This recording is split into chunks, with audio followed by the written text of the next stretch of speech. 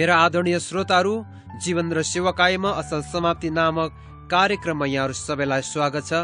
पास्टरहरू, मण्डलीका अगुवाहरू र मिसनरीहरूले यी दिनहरूमा सेवाकायमा ठुल्ठुला सङ्घर्षहरू भोगिरहेका छन् र धेरैले सेवाकायमा हरेस खाइरहेका छन्। आक्रमणहरू भित्र र बाहिर दुवैतर्फबाट आउँदछन्। हामी सबैलाई हाम्रा कमजोरीहरू र असमानताहरू राम्रोसँग थाहा छन्। हाम्रो सामु रहेको महान कामको लागि हामी असक्षम छैनौँ भने कसैले पनि हामीलाई भन्नु पर्दैन। हामीले नबिर्सौँ भनेर शैतान हाम्रा कमजोरीहरू हामीलाई सम्झाउनमा छिटो छ, किनकि त्यसले हामीलाई अत्यन्त भावनात्मक रूपमा प्रभाव पार्दछन्। हाम्रा आफ्नै मानिसहरूले हाम्रो सामु अति धेरै आशाहरू राखिदिन्छन्, जुन हामीले पूरा गर्न सक्ने भन्दा अति धेरै हुन्छन्। सेवाकाय सुरुमा सोचिएको भन्दा उल्लेखनीय रूपमा बढी महँगो र कठिन प्रमाणित भइरहेका छन्। यसले डरलाग्दो बलिदानको माग गर्दछ। परमेश्वरका सबैभन्दा चुनिएका सेवकहरू मध्ये धेरैजना थाकिरहेका छन् र बीच बाटोमै पछाडि हटिरहेका छन्। निम्नलिखित तथ्याङ्कहरू क्याम्पस क्रुसेड फर क्राइस्टका संस्थापक बिल ब्राइट र ग्लोबल पास्टर्स नेटवर्कद्वारा पठाइएका छन्। हरेक महिना 1500 पास्टरहरूले नैतिक असफलता, आत्मिक थकान वा तिनीहरूका मण्डलीहरूमा हुने विवादको कारण सेवाकाय छोड्दछन्। 80% पास्टरहरू र 84% पास्टरका श्रीमतीहरूले पास्टरको रूपमा आफ्नो भूमिकामा अयोग्य र निरुत्साहित महसुस गर्दछन्। 50%ले यति साह्रो निरुत्साहित भएका छन् कि तिनीहरूले सकेसम्म सेवाकाय छोड्न चाहन्छन्, तर तिनीहरूसँग जीविकोपार्जन गर्ने अर्को कुनै तरिका नभएका कारण सेवाकायमा लागिरहन्छन्। 70%ले भनेका छन् कि तिनीहरूले आफ्ना प्रवचनहरू तयार पार्दाखेरि मात्र वचन अध्ययन गर्ने समयहरू बिताउँदछन्।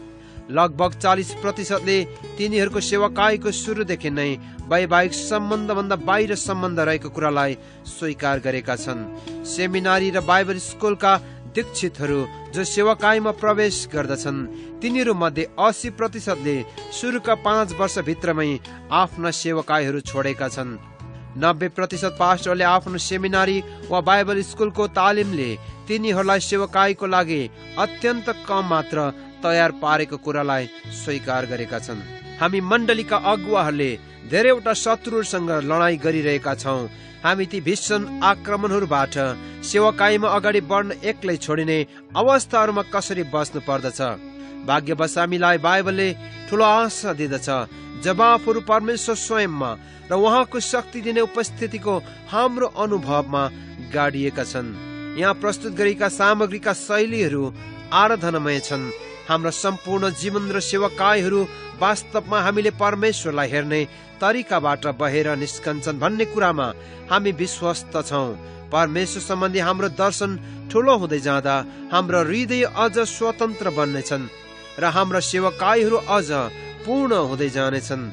हामी परमेश्वरका अनन्त स्रोतहरूको लागि उहाँलाई खोज्दै उहाँ कहाँ निरन्तर फर्केर आउनेछौँ, जुन स्रोतहरूले मात्र हामीलाई दिनदिनै थामी राख्न सक्दछन्। आजको प्रवचनमा हामीहरू हबकुकको जीवन र सेवाकायबाट हेर्नेछौँ। आजको प्रवचनको शीर्षक रहेको छ परमेश्वरले हामीलाई निराश पार्नुहुँदा। कति पटक परमेश्वरले हामीलाई निराश पार्नुहुन्छ। अति निरन्तर रूपमा उहाँले गर्नु पर्दछ भनी हामीले सोच्ने कुरा सम्बन्धी हाम्रा आशाहरू पूरा गर्न उहाँ चुक्नुहुन्छ। हाम्रा जीवनमा अप्रत्याशित र अनुमान गर्न नसकिने परिणामहरू हुने परिस्थितिहरू र विपत्तिहरू ल्याइदिएर हामीलाई छक्क पार्ने एउटा तरिका परमेश्वरसँग हुन्छ। यो अध्यायमा हबकुकले आफ्ना गहिरा निराशाहरू परमेश्वर समक्ष पोखेका तरिकाहरूलाई हामीहरू निहाल्नेछौँ। परमेश्वरका मौनताहरूको सामना गर्दा कसरी तिनी थाकेनन्, परमेश्वरले अधर्मी तरिकाले व्यवहार गरिरहनु भएको जस्तो देखिँदा कसरी तिनी अगाडि निरन्तर बढिरहन सके। हबकुक आफ्नो आत्मविश्वासदेखि परम प्रभुको सामु चूर्णताको अवस्थातर्फ सरेका र परमेश्वर सम्बन्धी तिनको ज्ञान नाटकीय रूपमा विस्तार भएको तरिकाहरू हामी पत्ता लगाउनेछौँ। अन्तमा हामी परमेश्वरका एकजना जन देख्नेछौँ जसले उहाँमाथि भरोसा गर्न, उहाँमा आनन्दित हुन पनि सके। यद्यपि तिनको वरिपरि डरलाग्दा परिस्थितिहरू मडारिरहेका थिए। हामी बाइबलको पुरानो करारमा रहेको हबकुक नामक पुस्तकलाई आज हेर्नेछौँ, जसमा तपाईँका जीवनको यथार्थहरू पनि मिल्न आउनेछन्। थकान खास गरी भित्री रोग हो, त्यही पनि प्राय यो बाहिरी प्रभावहरूद्वारा उत्पन्न गराइएको वा बढाइएको हुँदछ। सेवकाईको निराशा सजिलैसँग थकानमा परिणत हुन सक्दछन्। जति बेला सहकर्मीहरू र अरूले हामीलाई त्याग्दछन् वा वृद्धि हामीले आशा गरे जति छिटो हुँदैन। त्यसको साथसाथै हामी बस्ने धेरै ठुलो समाज र संस्कृतिले पनि हाम्रा शक्ति र आशा घटाइदिएर हामीलाई थकित तुल्याउन सक्दछन्।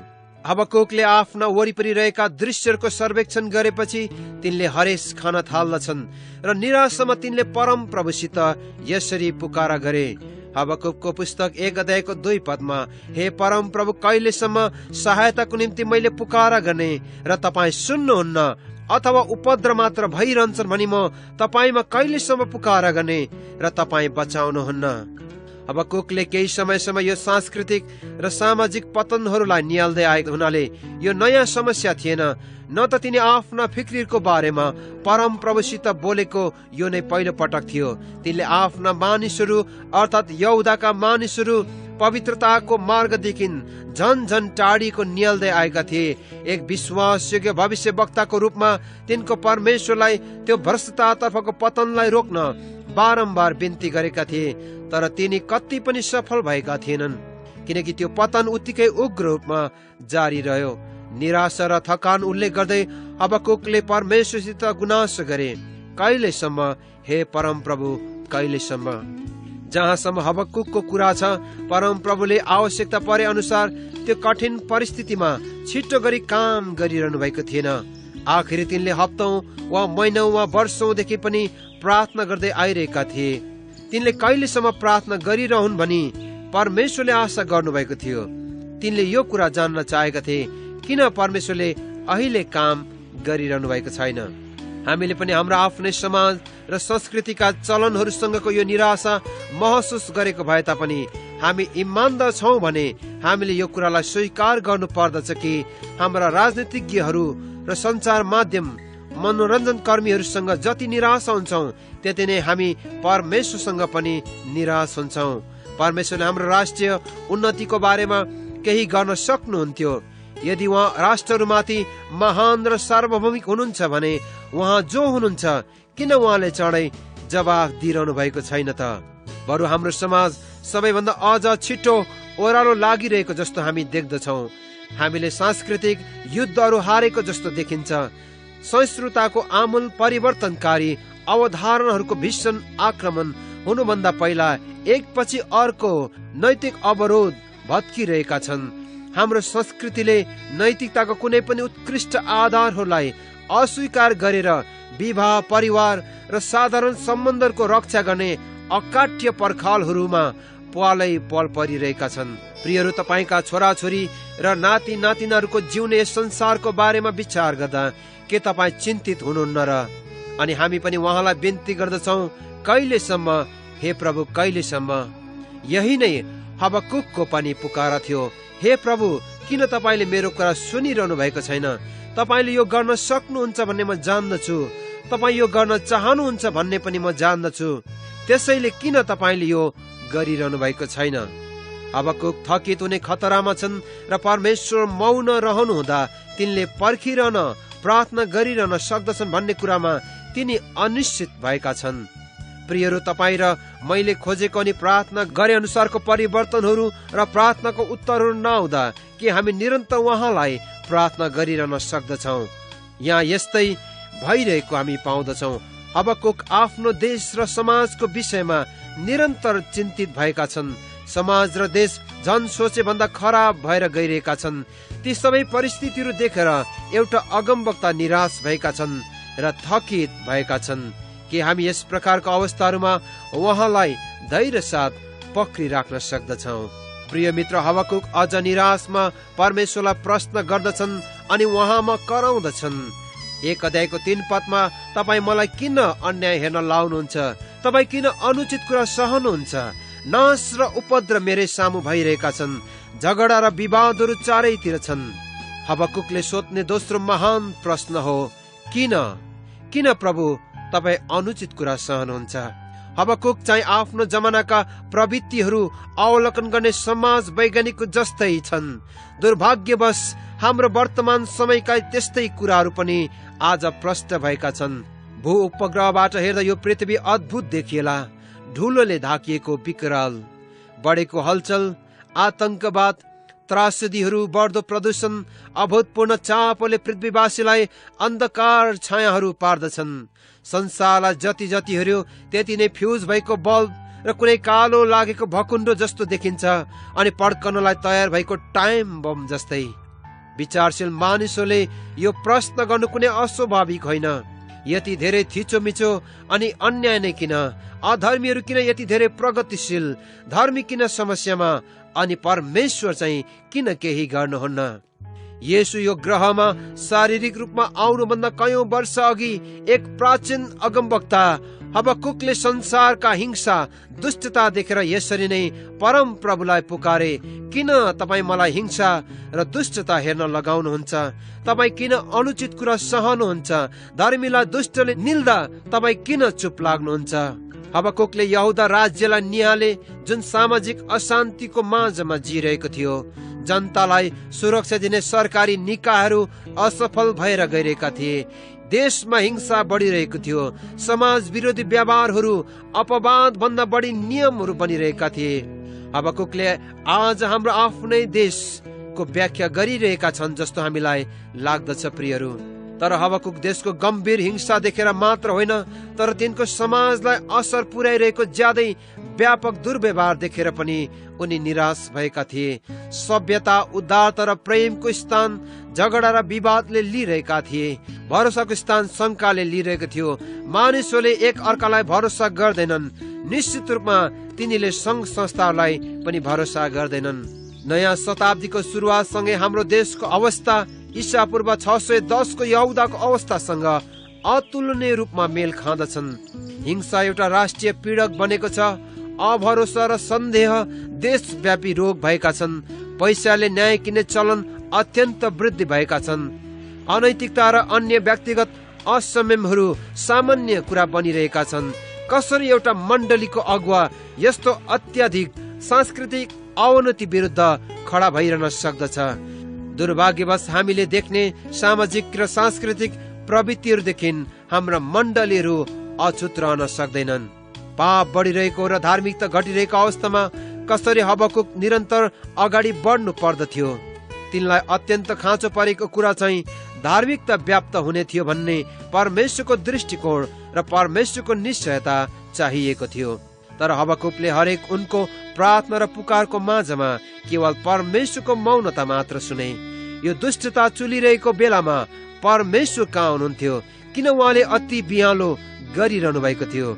किन उहाँ बोलिरहनु भएको थिएन? प्रियहरू, तपाईले परमेश्वरका मौनताहरूसँग कहिले संघर्ष गर्नु भएको छ? परमेश्वरले काम नगर्नु भएर कहिले तपाईलाई निराशा पार्नु भएको छ? कहिले तपाईले व्यक्तिहरूको निम्ति, सायद आफ्नै परिवारका सदस्यहरूको निम्ति समेत प्रार्थना गर्नुभयो र तिनीहरू पापद्वारा नाश पारिएको मात्र तपाईले देख्नुभयो? यतिखेर हामी थकित हुन प्रति सबैभन्दा बढी कमजोर हुँदछौँ। कुनै साथी, विवाह वा परिवारको चङ्गाई वा छुटकारा जस्ता निश्चित रूपमा असल हुने कुराहरूको लागि परमेश्वरको अनुहारको खोजी गर्दा र त्यसपछि असफलता मात्र देख्दा हामी निराश हुन पुग्दछौँ। मेरो जीवनका सबैभन्दा ठुलो निराशहरू मध्ये एउटा चाहिँ मेरो श्रीमती र मेरो अति प्रिय एउटा दम्पतिको विवाह विच्छेद हो। हामीले यो दम्पतिलाई अति प्रेम गर्दथ्यौं र हरेक वर्ष तिनीहरूसँग 1 वा 2 हप्ता बिताउँदा हामीलाई अत्यन्त आनन्द लाग्दथ्यो। हामीले तिनीहरूको वैवाहिक सम्बन्धका समस्याहरूको बारेमा सुन्न थाल्यौं र नियमित रूपमा तिनीहरूका लागि प्रार्थना गर्न थाल्यौं। एक दिन बिहान यशायाको पुस्तकमा एउटा खण्ड भेट्टाएको म सम्झन्छु, जसले फुटेको निगालो र धिप धिप भइरहेको सलेदोको परमेश्वर रक्षा गर्नुभएको कुरा बताएको थियो। यशाया 42 अध्यायको 3 पदमा, मैले तिनीहरू र तिनीहरूको विवाहको लागि एउटा प्रतिज्ञाको रूपमा यो पदलाई दाबी गरे र परमेश्वरले मलाई तिनीहरूको निम्ति प्रार्थना गर्न र दाबी गर्नको लागि एउटा व्यक्तिगत वचन दिनुभएको थियो भने म अति प्रोत्साहित भएँ अनि मैले तिनीहरूको लागि निरन्तर प्रार्थना गरेँ। मैले आफ्नो जीवनमा कुनै पनि कुराको लागि गरेको भन्दा बढी निरन्तर बढी विश्वासयोग्य रूपमा तिनीहरूको निम्ति प्रार्थना गरे होला। परमेश्वरले तिनीहरूको सम्बन्ध पुनस्थापना गर्न लाग्नु भएको थियो भने म पूर्ण रूपमा विश्वस्त थिएँ। तर प्रियहरू, प्रतिफल असल निस्कन सकेन। विवाह विच्छेद भयो र प्रश्नहरू उठे। परमेश्वर तपाईँ किन मौन रहनुभयो? तपाईँले सजिलैसँग तिनीहरूलाई मिलाइदिन सक्नुहुन्थ्यो। धिप धिप भइरहेको तिनीको सम्बन्धलाई तपाईँले निश्चित रूपमा जोगाइदिन सक्नुहुन्थ्यो। यो तपाईँको इच्छा थियो भन्ने म जान्दछु। किन परमेश्वर, किन तपाईँले काम गर्नु भएन? परमेश्वर प्रतिका हाम्रा निराशाहरूमा हामीले कस्तो व्यवहार गर्नु पर्दछ? हबकुकको पुस्तकले हामीलाई बाटो देखाउनेछ। परमेश्वरको मौनता हबकुकले कहिलेसम्म सहे होला? सके महिनौसम्म, वर्षौसम्म। धेरै समयपछि हबकुकले परमप्रभुबाट एउटा जवाफ पाए। तर त्यो जवाफले तिनलाई पहिला भन्दा बढी अलमल्ल र निरुत्साहित पार्यो। 1 अध्यायको 5 पदमा जाति जातिलाई निहालेर हेर र तिनीहरूलाई हेरेर छक्क पर, किनभने म तेरो दिनमा यस्तो काम गर्छु जो तँलाई भने पनि तैँले विश्वास गर्ने छैनस्। सारमा परमेश्वर भन्नुहुन्छ, तयार हो हबकुक, किनकि मैले एउटा उचित जवाफ तयार पारिरहेछु जसले तँलाई छक्क पार्नेछ। यो ठुलो छ हबकुक, तैँले सोचेको भन्दा धेरै ठुलो। यो यहुदाको बारेमा मात्र होइन, यो त अन्तर्राष्ट्रिय हो र विश्वव्यापी हो। 6 पदमा म बेबिलोनीहरूलाई खडा गरिरहेछु, त्यो निष्ठुर र उग्र जाति जो अर्काको वासस्थान खोज्न सारा पृथ्वीभरि नै बढेर गएको छ। बेबिलोनीहरू पूर्वको एउटा मूर्ति पूजा गर्ने जाति, उदयरत विश्व शक्ति, 7 शताब्दीसम्म स्थिर रहेको संसारको भागमा अवस्थित असुरी किल्ला भत्काएको जाति। बेबिलोन योद्धाहरूको जाति जो भयानक र डरलाग्दा हुन्छन्, जसका घोडाहरू चितुवा भन्दा पनि चाँडो कुद्ने र बेलुकी निस्कने बुवासाहरू भन्दा पनि क्रूर छन्। बेबिलोनीहरू जो शिकार लिनलाई बेग हानेर उड्ने गिद्ध झैं छन् र उपद्रव गर्नलाई तिनीहरू निस्कि आउँदछन्। बेबिलोनी सेना जसका घोडचढीहरू अधम्म कुद्दछन्। 7 र 8 पदमा हामीहरू पाउँदछौँ, परमेश्वरले हबकुकलाई त्योभन्दा भयानक दृश्यको व्याख्या गरिदिन सक्नुहुन्थेन। चितुवा, बुवासो, गिद्ध, सैन्य दल अगाडि बढ्ने दृश्यहरू शक्तिशाली र शोचनीय हुँदछन्। यहुदामा आउने र किल्ला भएका सबै सहरलाई देखेर हाँस्ने, माटोको ढिस्कुरो बनाएर ती कब्जा गर्ने जातिको विभत्स व्याख्या सुनेर हबकुकको सातो पुत्लो उडेगाउनु पर्दछ। बेबिलोनले यहुदाभित्र पसेर कैदीहरूलाई बालुवा जस्तै जम्मा गर्ने दृश्यले हबकुकको हृदय चिसो बनाएको हुनु पर्दछ। हबकुकले मागेको भन्दा धेरै विपरीत अनौठो कुरा उनले परमेश्वरबाट पाए। तिनले परमेश्वरलाई यहुदाको पापहरूको न्याय गर्न बिन्ती गरे। तर ठिक उल्टो यहुदालाई बेबिलोनले कब्जा गर्ने सन्देश तिनले सुन्नु परेको थियो। कसरी परमेश्वरले दोषी मानिसहरूलाई चलाउन सक्नुहुन्थ्यो जसको सामर्थ्य नै तिनीहरूको देवता हो? परमप्रभुको जवाफले हबकुकको ईश्वर शास्त्रसँग ठुलो बेमेल उत्पन्न गराइरहेको हामी यहाँ पाउँदछौँ। 1 अध्यायको 13 पदमा हबकुकले यसरी प्रार्थना गर्दछन्, तपाईको दृष्टि यति शुद्ध छ कि तपाईँ दुष्ट कुरा हेर्न सक्नुहुन्न, खराबी देखेर तपाईँ सहन गर्न सक्नुहुन्न। त्यसो भए छल गर्ने मानिसहरूलाई तपाईँ किन सहनुहुन्छ? आफूभन्दा धर्मी मानिसहरूलाई दुष्टहरूले निल्दा तपाईँ किन चुप लाग्नुहुन्छ? हबकुकको दृष्टिकोण अनुसार परमेश्वरले उहाँको चरित्रसँग कति पनि मेल नखाने तरिकाहरूले काम गरिरहनु भएको थियो। परमेश्वरले के गर्नु पर्दछ र के गर्नु हुँदैन भन्ने सम्बन्धमा हामी सबैले अनुमानहरू गर्दछौँ। उहाँले कसरी मण्डली वृद्धि गराउनु पर्दछ, संख्यामा मात्र होइन तर परिपक्वतामा अनि दर्शन र प्रेमको सम्बन्धमा पनि भन्ने तरिकाको बारेमा हामी निश्चित अनुमानहरू लगाउँदछौँ। हाम्रा छोराछोरीहरू कस्तो बन्नु पर्दछ भन्ने बारेमा हामीहरू अनुमानहरू गर्दछौँ। हामी आराधना सेवाहरूको निम्ति प्रार्थना गर्दछौँ जसमा परमेश्वरको उपस्थिति यति प्रष्ट र वास्तविक हुन्छ कि हाम्रा मानिसहरूले सम्पूर्ण हृदयको भक्तिले आराधना गर्ने सामर्थ्य पाउँदछन्। निश्चित रूपमा यो परमेश्वरको इच्छा हो, तर त्यसको विपरीत कहिलेकाहीँ हाम्रा मण्डलीहरूमा सोचे भन्दा फरक घटनाहरू घटिदिँदछन्। कुनै मानिसले लागु पदार्थ वा मदपानदेखि छुटकारा पाओस् भनी हामी प्रार्थना गर्दछौँ, तर अन्तमा ती कुराहरूले हामीलाई निराश पार्दछन्। वास्तविकता यो परमेश्वरले जसरी काम गर्नु पर्दछ भन्ने हामी सोच्दछौँ, त्यसरी उहाँले कहिल्यै काम गर्नुहुन्न। परमेश्वरले अहंकारी बेबिलोनको बारेमा हबकुकले गरेको गुनासोको जवाब दिन लाग्नु भएको छ, तर त्यसो गर्नुभन्दा पहिला उहाँका प्रजाले परमेश्वरसँगको तिनीहरूका निराशहरूको माझमा कसरी व्यवहार गर्नु पर्दछ भन्ने उहाँको आशा हबकुकलाई उहाँ स्मरण गराउनु हुँदछ। 2:4 हेर त्यो घमण्डले फुलिएको छ, त्यसका इच्छाहरू सोझा छैनन्, तर धर्मी चाहिँ आफ्नो विश्वासद्वारा जिउनेछ। कहिलेकाहीँ परमेश्वरले जवाफहरू दिनुहुन्छ र कहिलेकाहीँ जवाफ दिनुहुन्न। दुवै अवस्थामा उहाँले हामीलाई उहाँमाथि भरोसा गर्न र जीवनको बारेमा हामीसँग भन्दा उहाँसँग ठुलो दृष्टिकोण छ भनी उहाँमा भरोसा गर्न सिकाउनुहुन्छ। हामीमा दुविधा र निराशहरू भए तापनि उहाँमाथि भरोसा गर्न हामीलाई आह्वान गरिएको छ। हाम्रा आफ्ना सपनाहरू विपना हुन नसक्दा समेत उहाँका उद्देश्यहरूको अनुसरण गर्न हामीलाई बोलाइएको छ। अन्तमा हबकुकले परमेश्वरको योजनामा काम गर्ने तरिकाहरू बिस्तारै बुझ्न थालेका छन् र त्यसमा उनी रमाउन सिकेका छन्। परमेश्वरले यहुदामाथि धर्मी न्याय गर्नको लागि बेबिलोनको निष्ठुरता र क्रूरतालाई चलाउन लाग्नु भए तापनि यसले बेबिलोनका अत्याचारहरूलाई कुनै पनि हालतमा माफ गर्ने छैन। बेबिलोनले आफ्ना धेरै किसिमका पापहरूको पूरा मूल्य चुकाउनेछ भनी परमेश्वरले हबकुकलाई देखाउनुहुन्छ। बेबिलोन दोषी मानिसहरूले भरिएको छ, जसको सामर्थ्य नै तिनीहरूको देवता हो। 1:11 तिनीहरूका देवताहरू साँचो र जीवित परमेश्वरको क्रोधदेखि तिनीहरूलाई छुटाउन असक्षम छन् भन्ने कुरा तिनीहरूले छिट्टै नै थाहा पाउनेछन्। हाम्रो माझका मूर्ति पूजा गर्ने मानिसहरूलाई हामी कसरी हेर्दछौँ?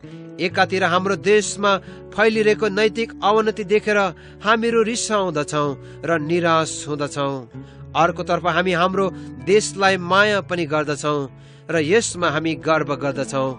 हाम्रो देशलाई धम्की र चुनौती दिएको महसुस हुँदा हामी त्यसको रक्षा गर्नलाई उभिँदछौँ। हाम्रो देशलाई नम्र पार्न वा पराजित गर्न परमेश्वरले कुनै दुष्ट राज्यलाई उठाउनु भयो भने हामी कस्तो व्यवहार गर्दछौँ होला? हामी निश्चित रूपमा हबकुक जस्तै निराश बन्दछौँ। तिनी जस्तै परमेश्वर उहाँले संसारमा गर्नुहुने धर्मी कामहरू सम्बन्धी हाम्रो ज्ञानसँग हामीहरू सङ्घर्ष गर्दछौँ। 2:14 किनकि समुद्र पानीले ढाके झैं पृथ्वी परम प्रभुको महिमाको ज्ञानले भरिपूर्ण हुनेछ। परमेश्वरको महान प्राथमिकता यस्तो छ, परमेश्वरले आफ्ना जनहरूलाई अरू कुनै नभई यो योजनाको लागि बोलाउनुहुन्छ, परमेश्वरको महिमाले पृथ्वीलाई भर्नु। यसभित्र थकानसँग सङ्घर्ष गर्ने कडी छ अनि त्यसभित्र महान रहस्य छ। उहाँको योजना मात्र हाम्रो बोलावटको योग्य पूरा हुने कुरामा निश्चिन्त छ। परमेश्वरले गर्नुहुने कुरा मात्र सदा रहिरहन्छ। सोलोमन राजाले उपदेशको 3:14 लेख्दछन्, परमेश्वरले पृथ्वीमा उहाँका क्रियाकलापहरू पूरा गर्नुहुन्छ ताकि मानिसहरूले उहाँको भय मानुन् र उहाँको आफ्नै महिमा प्रदर्शन गर्नु नै उहाँको मुख्य लक्ष्य थियो। हबकुकको 2 अध्याय मानिसहरू र जाति जातिहरूका क्रियाकलापहरूले भरिएका छन्।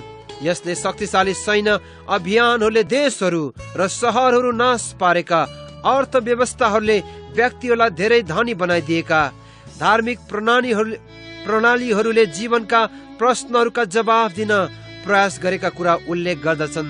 यो भयंकर कोलाहल र क्रियाकलापको यो हल्लाको माझमा एउटा प्रश्न आवाज गर्जन्छ, मौन रहो।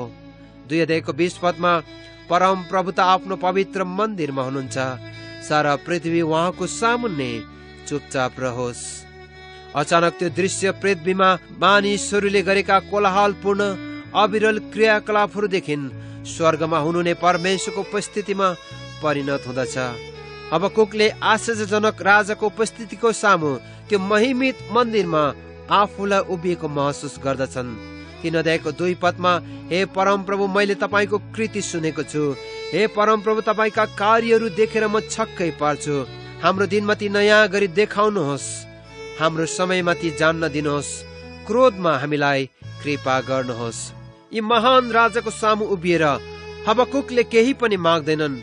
परमेश्वरको न्यायको सम्बन्धमा तिनले कुनै पनि दोषहरू लगाउँदैनन्। परमेश्वरले उचित काम गरिरहनु भएको छ कि छैन भनी तिनले कुनै प्रश्न गर्दैनन्।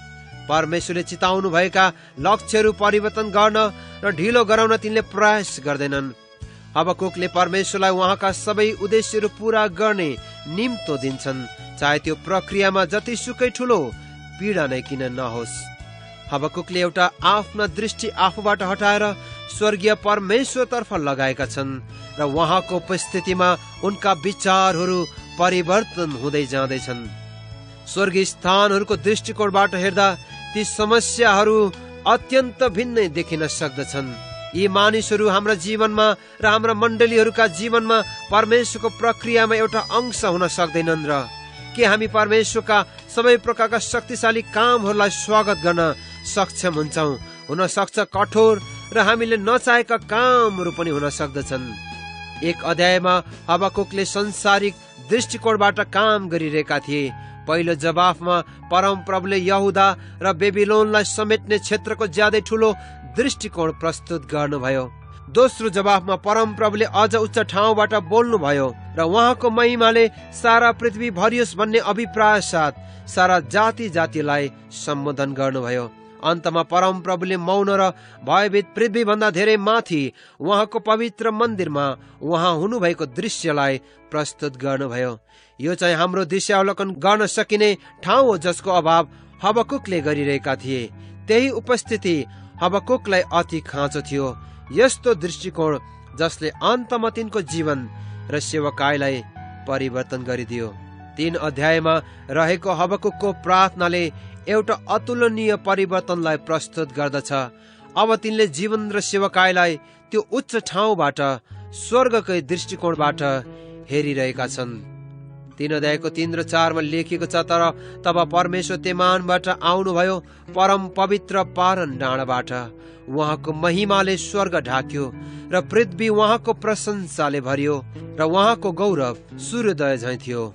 हबकुकले बिस्तारै यो संसारमा भइरहेका डरलाग्दा कुराहरूबाट आफ्नो आँखा परम प्रभुतर्फ फर्काएका छन्। त्यही उच्च स्थानमा हामीले थकानदेखि सुरक्षा पाउँदछौँ। स्वर्गको सुविधायुक्त ठाउँबाट जीवन र सेवकाईलाई हेर्दा हाम्रो ज्ञान र हाम्रो दृष्टिकोण अझ खारिन्छन्। भुइँको सतहबाट हेर्दा जीवन लथालिङ्ग देखिन्छ र हाम्रो दृष्टिकोण एउटा भयानक भिडन्तमा सामेल स्थल सेनाको जस्तो हुँदछ। समस्याहरू पार गर्न नसकिने जस्ता देखिन सक्दछन्। विपत्तिहरू अनियन्त्रित जस्ता देखिन सक्दछन्। शत्रुहरू सर्वशक्तिमान जस्ता देखिन सक्दछन्। उद्देश्य हराएको जस्तो हामी देख्न सक्दछौँ। तर प्रियहरू, रणभूमिलाई माथिबाट हेर्न मिल्ने डाँडाबाट चढ्दा दृष्टिकोण तुरुन्तै परिवर्तन हुँदछन्। जहाँबाट एउटा सेनापतिले लडाई वास्तवमै जितिरहेको कुरा प्रष्ट रूपमा देख्दछ। स्वर्गीय स्थानहरूको दृष्टिकोणबाट हेर्दा हाम्रा लडाईहरू जितिरहेको हामीहरू देख्दछौँ। हाम्रा सार्वभौमिक परमप्रभु जीवनका मामिलाहरूमा सहभागी हुनुभएको र पृथ्वीलाई उहाँको महिमाले भर्ने उहाँको महान अति महत्वपूर्ण उद्देश्य पूरा गरिरहनु भएको हामीहरू देख्दछौँ। परमेश्वरले काम गरिरहनु भएको हामीहरू देख्दछौँ। अध्याय 1 मा परमेश्वरले केही पनि गरिरहनु भएको थिएन भने हबकुकले गुनासो गरे। अध्याय 3 मा परमेश्वरले इतिहासका लेखकको रूपमा हर समय काम गर्दै आउनु भएको छ भने तिनी स्वीकार गर्दछन्। परमेश्वर एउटा इतिहास अनौठो तरिकाले कोर्दै हुनुहुन्थ्यो।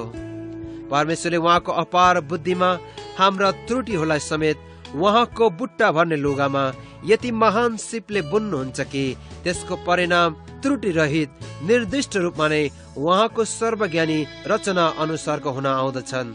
हाम्रा जीवनको भयावह अवस्थाहरू माझमा पनि परमेश्वर काम गर्नुहुन्छ, जसरी उहाँले हबकुकको जीवनमा काम गर्नुभयो। 3 अध्यायको 16 पदमा मैले सुनेर मेरा मुटुहरू काम्न लाग्यो, त्यो स्वर सुन्दा मेरो ओठ थर थर कामे, मेरा हड्डीहरू भित्र भित्रै मकिए र मेरा खुट्टाहरू कामे। तापनि हामीलाई आक्रमण गर्ने जाति जातिमाथि आउने विपत्तिका दिनको निम्ति म धैर्य साथ उहाँलाई पर्खिरहनेछु। हबकुक भित्रैदेखि हल्लिएका थिए। उनी देशमा आउन लागेको घटनादेखि त्रसित थिए। तापनि हबकुकले गुनासो होइन तर परमेश्वरलाई पर्खने निर्णय गरे। हबकुकले परमेश्वरको महिमाको विगतमा उहाँले देखाउनु भएको विश्वासयोग्यताको, वर्तमानमा उहाँले गर्नुहुने भलाइको र भविष्यमा उहाँका महिमित उद्देश्यहरूको झलक पाएका थिए। हबकुकले परमेश्वरलाई देखेका छन् र त्यही नै उनको जीवनको निम्ति पर्याप्त बनेको थियो। प्रकट हुन लागेका सबै कुरालाई तिनले धैर्य साथ प्रतीक्षा गर्नेछन्। विलियम क्यारी आधुनिक मिसनका पिताले पनि सेवकाईमा अति ठूलो निराशा भोगे। परमेश्वरका सार्वभौमिक उद्देश्यहरूमाथि भर परेर मात्र तिनले हबकुकले झैं सहन गरे र अवनतिमा थकित र निराश भएनन्। विलियम क्यारीले सन् 1793 मा भारत गएर मिसनरीको काम सुरु गरे। तिनले त्यो देशमा लगातार 40 वर्षसम्म मेहनत गरेर तिनले 1 दर्जन भन्दा बढी भारतीय भाषाहरूमा बाइबलका खण्डहरूलाई अनुवाद गरे। त्यो देशमा 20 वर्षसम्म बिस्तारै मेहनत साथ काम गरेपछि एक दिन दिउँसो तिनको सबै काम धुवाँ बनेर आकाशमा उड्यो। तिनको छापाखाना र गोदामभरि आगो दन्कियो। तिनका सबै छाप्ने यन्त्रहरू नाश भए। तर सबैभन्दा दुःखको कुरा, तिनका अमूल्य हस्तलिपिहरू मध्ये धेरैवटा हस्तलिपिहरू त आगोले पूर्ण रूपमा त्यो दिनमै ध्वस्त भए। साँच्चै नै क्यारीसँग आजको जस्तो कम्प्युटरमा संरक्षित तथ्याङ्कहरू र प्रतिलिपिहरू उनीहरूले बनाएका थिएनन्। 20 वर्षसम्मको अविरल मेहनत केही घण्टामै खरानी बनेर आकाशमा उडेको थियो। त्यो विशाल विनाशप्रति तिनले कस्तो व्यवहार गरे होलान्। त्यस्तै परिस्थितिहरूमा तपाईँ कस्तो व्यवहार गर्नुहुन्छ प्रियहरू? विलियम क्यारीले बेलायतमा रहेका तिनका पास्टर साथी एन्ड्रयू फुलरलाई लेखेको पत्रमा यसरी उनले वर्णन गर्दछन्। यो देशमा फेरि मेहनत गर्नु पर्दछ, तर हामीहरू निरुत्साहित भएका छैनौं। हामीले कष्टमा समर्थन पाएका छौं र निराशादेखि बचाइएका छौं। परमेश्वरको सार्वभौमिकता र बुद्धिबारे मनन गर्दा त्यसले मेरो लागि धेरै सहायता पुर्याएको छ। यो हाम्रो कष्ट प्रभुको दिनसम्म रहोस् भनी मैले निरन्तर प्रयत्न गरेको छु। प्रियहरू, विलियम क्यारीले झैं आउन लागेका आँधी बेरीभरि हबकुकले परमेश्वरसँगै टाँसिरहने निर्णय गरे। त्यो निष्क्रिय राजीनामा थिएन, तर अटल विश्वास थियो। ती भविष्य वक्ता र तिनको देशमाथि पर्न लागेका विपत्तिहरू जस्ता सुकै भए तापनि परमेश्वरले तिनलाई पार गराउनु हुने थियो भनी हबकुकले परमेश्वरमा भरोसा गर्न लागेका थिए। 3 अध्यायको 17 पदमा, चाहे अन्जीरको रुखमा मुन्न नलागोस् र दाखको बोटमा फल नफलोस्, चाहे जैतुनको रुखमा फल नलागोस् र खेतले अन्न नउब्जाओस्, खोरमा भेडा बाख्रा नभए पनि र गोठमा गाई वस्तु रहेनन् भने पनि। हबकुकले केही वर्षसम्म अनिकाल र कठिनाई र आइपर्ने अनुमानहरू गरिरहेका थिए। सत्यताहरूलाई ढाक छोप गर्न र आउन लागेको कुराको सुन्दर चित्रण गर्न तिनी अनिच्छुक थिए। अगाडि एउटा कुरूप भविष्य थियो र हबकुक ती सबै कुरा जान्दथे। तिनले आउन लागेको कठिनाईपूर्ण दृश्यहरू माझ तिनले अतुलनीय सकारात्मक धारणाहरू लिँदछन्। 18 पदमा उनी भन्दछन्, म परम प्रभुमा रमाहट गर्नेछु र मेरो उद्धार गर्नुहुने परमेश्वरमा म रमाउनेछु। तिनले कसरी यसो भन्न सक्दछन्? के हबकुकले पीडादायी सत्यतालाई अस्वीकार गरेका छन्? विपत्ति आउने लाग्दा कसरी तिनले रमाहटको कुरा गर्न सक्दछन्? तिनको देशलाई एउटा कठोर र क्रूर शत्रुद्वारा अतिक्रमण गरिन लागेको बेलामा कसरी हबकुक रमाउन सक्दछन्? एक अर्थमा यही नै हामी सबैको लागि चुनौती सम्पूर्ण जीवनको कडी हो। जीवनका परिस्थितिहरूले हामीलाई निस्स्याउँदा हामी कसरी पूर्ण रूपमा उहाँमा जिउँदछौँ? प्रियहरू, जीवनका निराशाको माझमा कसरी हामीले अविरल आनन्दको अनुभव गर्न सक्दछौँ? पीडा वास्तविकता हुँदा हामी कसरी मुस्कुराउन सक्दछौँ? कसरी हामी एकै समयमा जीवनमा व्यस्त रहन र जीवनका आँधीहरू भन्दा माथि रहेर जिउन सक्दछौँ? निराशाहरू, चोटहरू र पूरा नभएका अपेक्षाहरूको सामना गर्दा हामी थकित हुनदेखि कसरी जोगिन सक्दछौँ? प्रियहरू, अन्तमा हबकुकको पुस्तकले हामीलाई एउटा महान रहस्य बताउँदछ। उहाँको पवित्र स्थान नै हाम्रो सुरक्षा हो। हाम्रा व्यस्त सेवकाई र कामहरूबाट आउने थकावटबाट सुरक्षा दिने एउटै कुरा केवल उहाँको उपस्थिति मात्र हो। आउन लागेका डर लाग्दा घटनाहरूलाई बुझेर पनि हामी ती परिस्थितिहरूको माझमा परमेश्वरमा शान्त हुन सक्दछौँ। यही रहस्य हबकुकले बुझेका छन्। हाम्रा कठिन अवस्थाहरूमा हामी उहाँकै उपस्थितिमा शान्त पारिनेछौँ अनि हाम्रा नैराश्य र थकित सुस्केराहरूमा हामी उहाँमा सदैव विश्राम लिनेछौँ। यसै कारण पनि यशाया 40 अध्यायको 31 पदमा यशाया भन्दछन्, तर परम प्रभुमा आशा राख्नेहरूको बल फेरि नयाँ हुनेछ। तिनीहरू चिल झैं माथि माथि उड्नेछन्, दगुरेर पनि तिनीहरू थाक्ने छैनन्। प्रिय मित्रहरू, आउनुहोस् हामी हाम्रो स्वर्गीय पितालाई यसरी नै भन्नेछौँ, हे स्वर्गीय पिता, मैले जीवनको बारेमा प्राय सीमित दृष्टिकोण लिएको छु भनी म स्वीकार गर्दछु। मैले आफ्नै ज्ञान उत्कृष्ट थियो र मेरो बाटो नै एकमात्र सत्य बाटो थियो भनी हट गरेकोमा मलाई क्षमा गर्नुहोस्। तपाईँ परम प्रभु सबै कुरा जान्नुहुन्छ। भविष्यको लागि उत्कृष्ट हुने कुरा तपाईँ मात्र देख्नुहुन्छ। त्यो सत्यतामाथि भरोसा गर्न र तपाईँले गरिरहनु भएको कुरामा भरोसा गर्न मलाई सक्षम तुल्याउनुहोस्। तपाईँ मेरो बल हुनुहोस् र जीवनका परिस्थितिहरू म माथि ओइरिँदा र कठिनाइहरूको माझमा तपाईँलाई हेर्नलाई सहायता गर्नुहोस्। तपाईँ मौन र टाढा देखिनुहुँदा समेत तपाईँको सार्वभौमिक भलाइमाथि भरोसा गरिरहन मलाई सिकाउनुहोस्। म तपाईँदेखि वा अरूदेखि निराश हुँदा समेत रमाउने अलौकिक क्षमता म भित्र सृजनुहोस्। आमेन।